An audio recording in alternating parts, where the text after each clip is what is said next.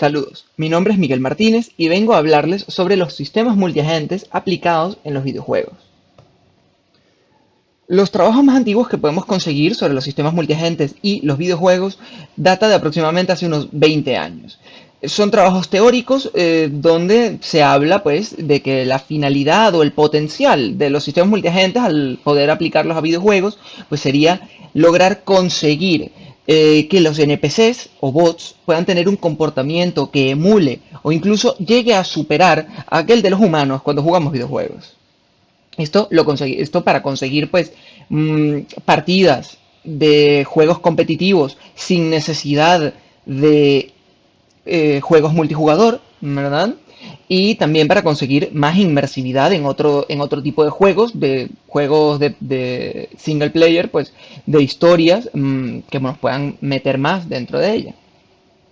Los géneros más destacados de los juegos, donde se han hecho las investigaciones de los sistemas multiagentes, son RTS, que son juegos de estrategia en tiempo real, los juegos de primera persona de disparos y los sandbox games o juegos de mundo abierto. Los Real-Time Strategies o RTS son los que se llevan el grueso de toda la investigación en torno a esta área, ¿vale? De los sistemas multiagentes. Y esto se debe pues principalmente a que las características de los juegos de estrategia en tiempo real pues son muy parecidas o se pueden conectar muy bien con este tipo de sistemas inteligentes. Empezando por el hecho de que en estos juegos es necesario controlar un número sumamente grande de variables, perdón, de unidades. Estos números pueden variar, ¿vale? Pueden aumentar, pueden disminuir. Y también es necesario que estos grupos, estas unidades manejadas de forma individual, pues tengan la capacidad de coordinarse y de interactuar los unos con los otros de forma compleja. Entonces, principalmente existen unos cuantos trabajos muy interesantes que logran este tipo de coordinación, este tipo de control sobre varias unidades y los vamos a explorar ahorita. El primero de estos es un trabajo llamado agentes inteligentes, sistemas multiagentes en campos potenciales. Los sistemas multiagentes en campos potenciales pues consisten en aplicar a ciertos objetos en el mapa de forma precalculada antes de la partida una serie de campos gravitacionales o campos electromagnéticos, ¿vale? Potenciales que repelan o atraigan a nuestros agentes. Entonces, por ejemplo, si nosotros queremos que un agente evite una montaña, pues va a haber un campo en la montaña que repela a los agentes hasta cierto rango. Si queremos que un agente vaya y ataque a un enemigo, pues vamos a tener un campo potencial que atraiga a nuestros agentes a los enemigos, ¿vale? Este son el tipo de cosas que se pueden lograr. Sin embargo, es cierto que los agentes aquí se mueven principalmente por este tipo de campos, por inercia, por decirlo de alguna forma, y no hay ningún tipo de aprendizaje, ¿vale? Son agentes más que nada reactivos, que no aprenden ni toman decisiones difíciles.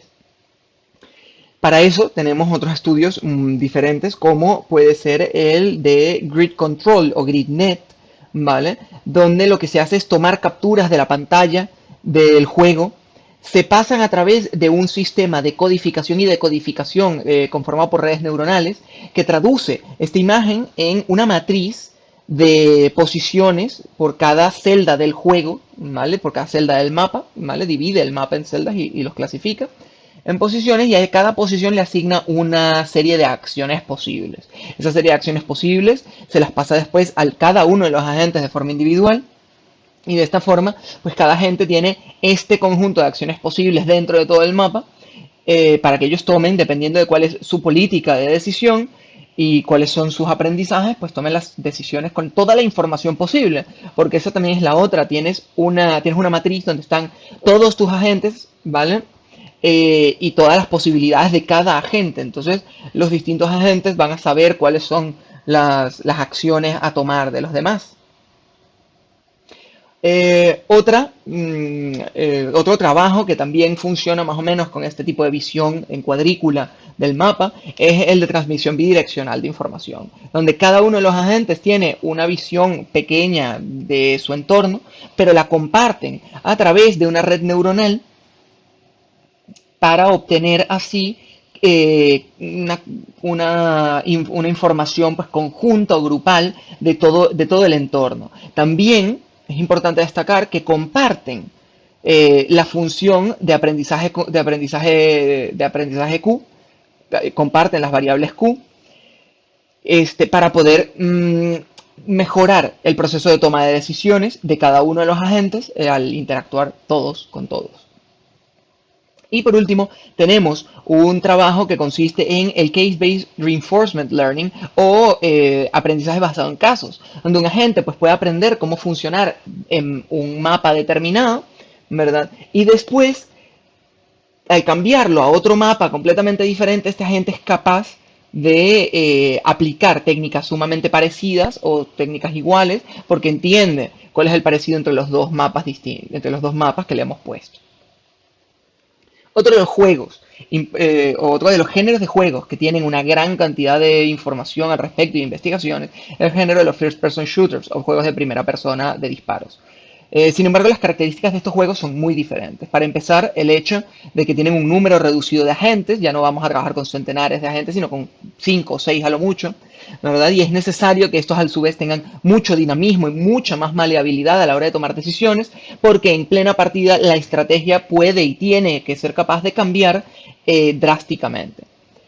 Los trabajos notables que podemos conseguir en este área pues son el algoritmo, por ejemplo, el algoritmo Retaliate, que trabaja principalmente sobre un Real Tournament, sobre el modo de dominación del Real Tournament, donde existe una serie de estados predefinidos, uno para cada uno de los puntos de control del modo dominación, y dependiendo de cada uno de estos estados, pues un agente central de control central va a repartir a los agentes a los distintos puntos de control, bien sea para defender un punto de control ya dominado o para atacar otro y poder controlarlo.